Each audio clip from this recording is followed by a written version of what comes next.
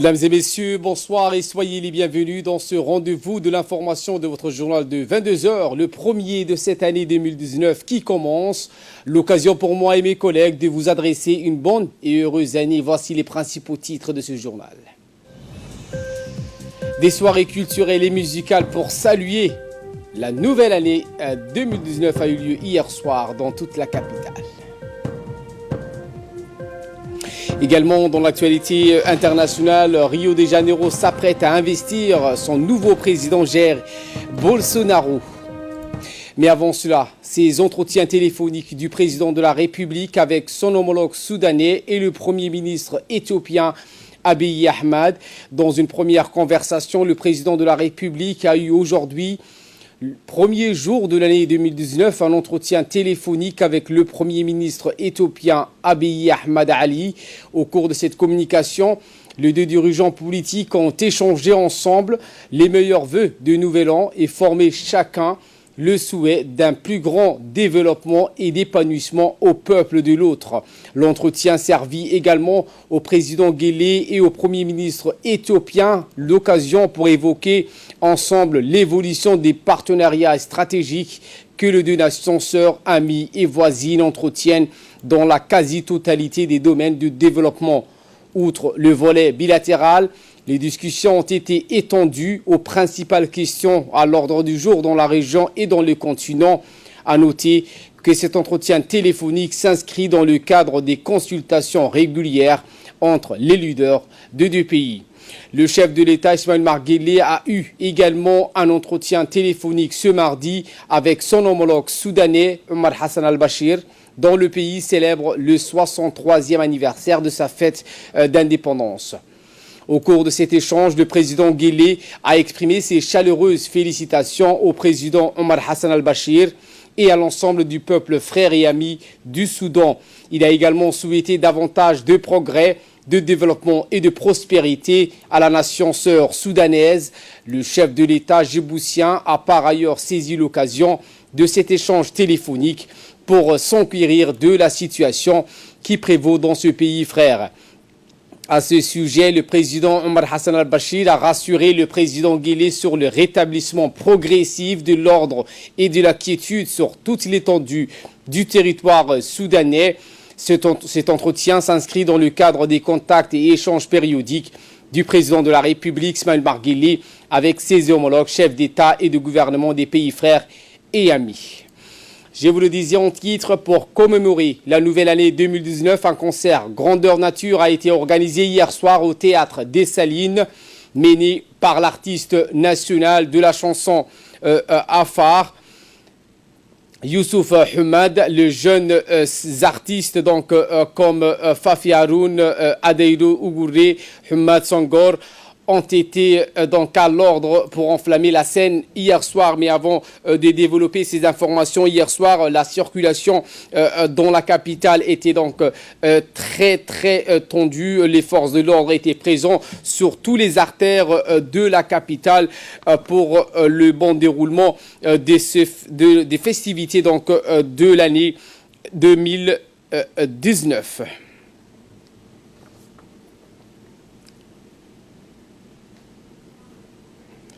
Et voilà donc nous revenons à cette information avec ce concert grandeur nature qui a été organisé hier soir au théâtre des Salines, mené par l'artiste national de la chanson Afar, Youssouf Hamad.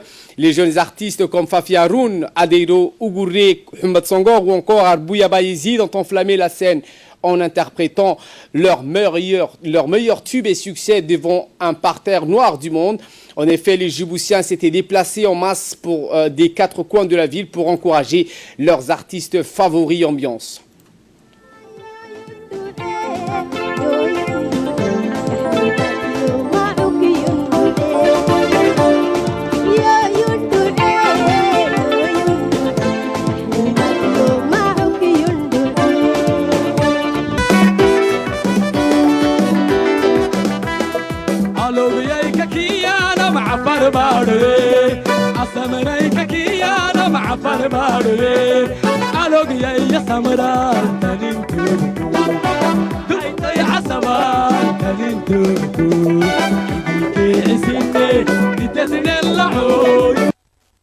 Célébration similaire pour la nouvelle année 2019, mais cette fois-ci au Palais du Peuple. En couple, en famille ou en solo, le rendez-vous a eu lieu sur l'esplanade du Palais du Peuple où la mairie avait organisé une soirée culturelle à laquelle ont pris part de nombreux artistes. On pris part également à cette soirée le maire de Djibouti-Ville, Mme Fatouma Awali Ousmane, le secrétaire d'État à la jeunesse et au sport, Hassan Kamil, le conseiller du président à la jeunesse, Mohamed Dato, et le ministre de l'énergie, Younis Ali Guedi, ainsi que le commandant des gardes-côtes djiboutiens, le colonel Waïs Omar Bokoré. Retransmise en direct sur la chaîne 1 de la radio-télévision de Djibouti, cette soirée a attiré beaucoup de Djiboutiens et Djiboutiennes qui ont dansé jusqu'à minuit pour souhaiter la bienvenue cette nouvelle année.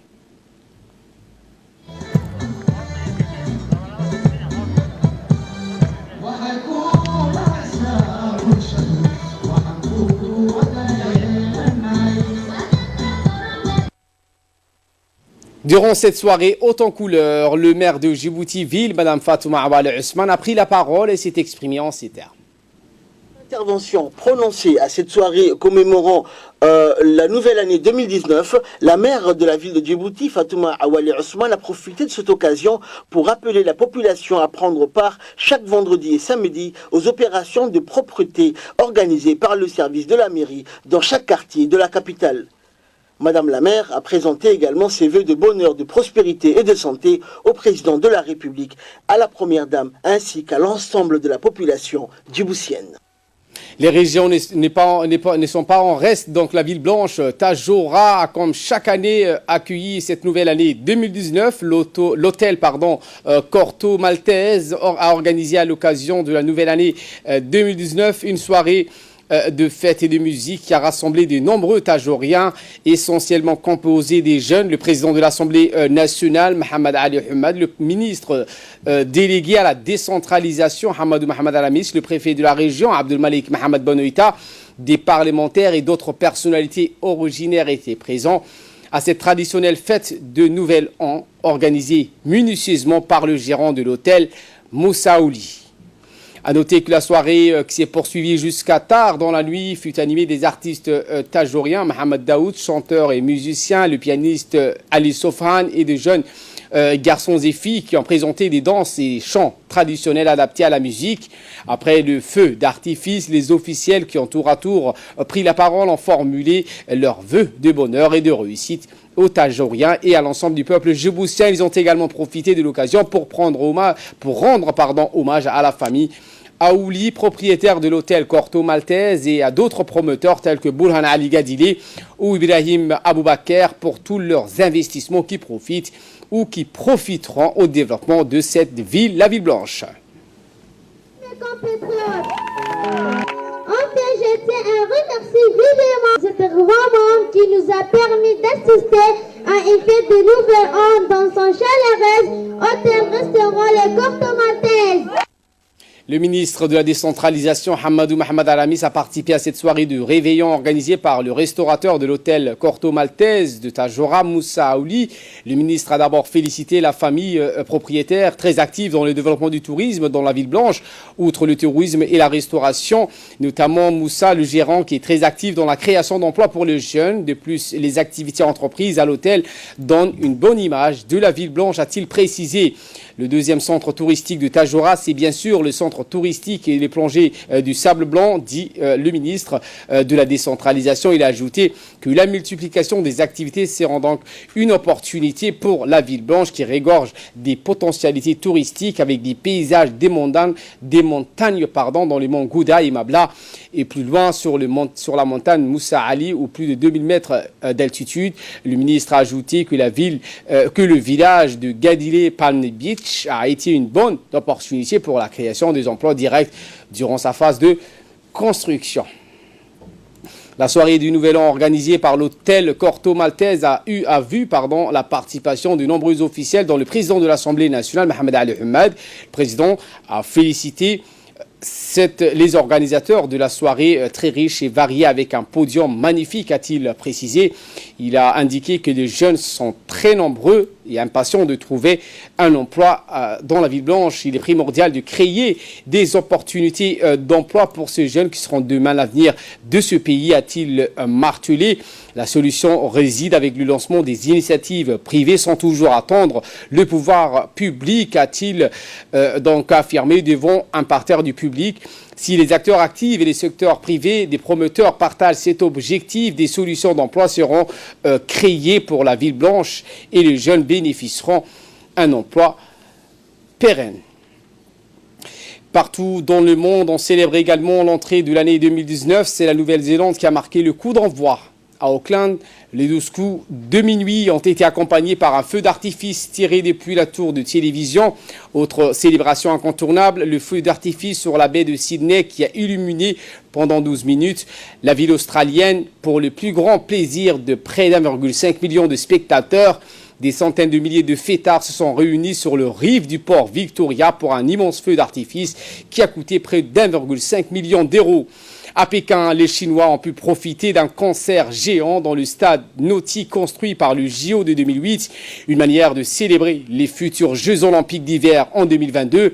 À Dubaï, enfin, la plus haute tour du monde est illuminée pour souhaiter à tous une bonne année 2019. Après l'Asie, l'Europe a à son tour basculé en 2019. Les ciels des capitales européennes se sont illuminés.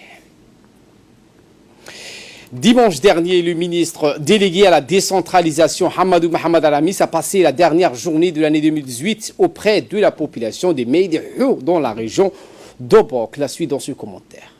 Qui s'inscrit dans le cadre des visites régulières qu'effectue M. Aramis dans les différentes localités du pays, avait pour objectif de faire avec les chefs coutumiers des Mabla le bilan des actions menées au cours de l'année 2018 pour venir à bout d'un certain nombre de difficultés.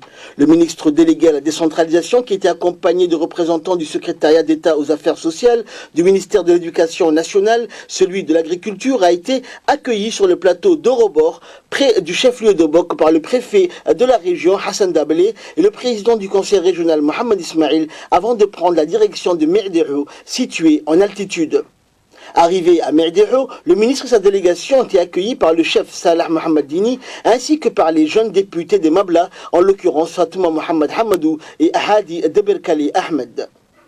Le président du conseil régional d'Obok s'est réjoui dans son mot d'ouverture de la visite du ministre de la décentralisation à Médéhou, qui fait suite, a-t-il dit, à celle effectuée en novembre dernier à Agdgeno, toujours en région d'Obok. Il l'a remercié de son souci constant de voir les conditions de vie des populations rurales s'améliorer.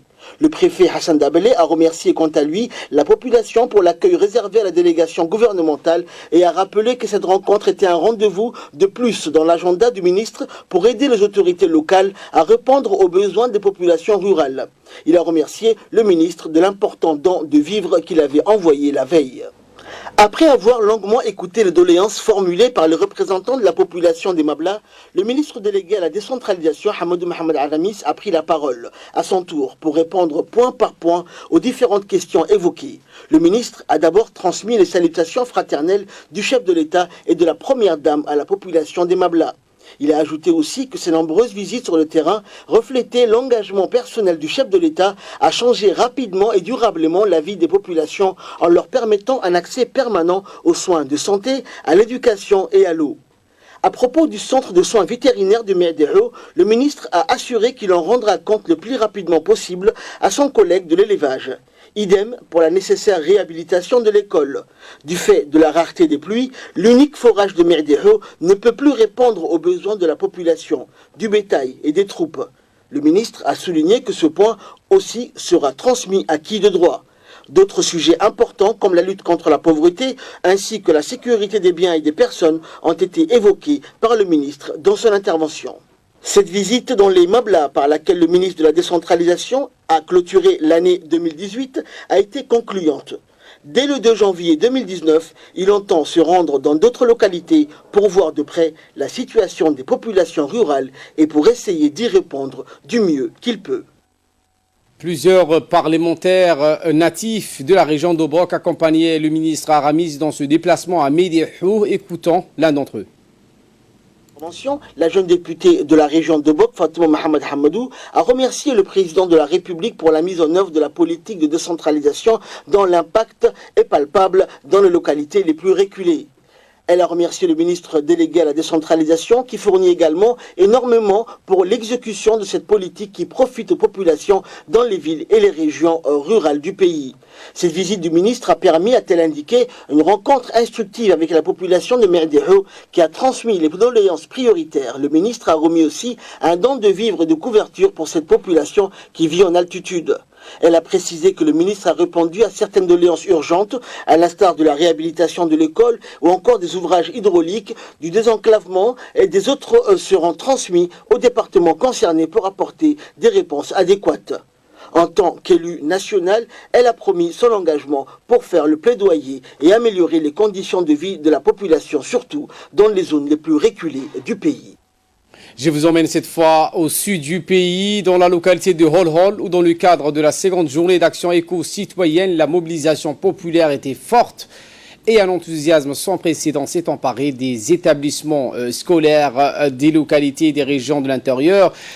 Et en l'occurrence, à la localité de Holhol, à Alisabié, parents, enseignants et élèves, mais aussi les leaders communautaires et associatifs, se sont tous retroussés les manches et ont participé aux travaux d'entretien et d'embellissement des salles de classe, des blocs administratifs, ainsi que le cours et les murs d'enceinte.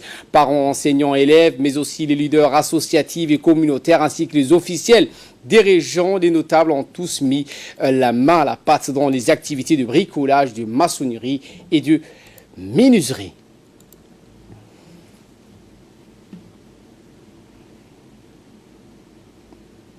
Et en nouvelle à travers le monde, la crainte de violence en République démocratique du Congo. Des épisodes de violence sont à redouter en République démocratique du Congo dans l'attente des résultats de la présidentielle.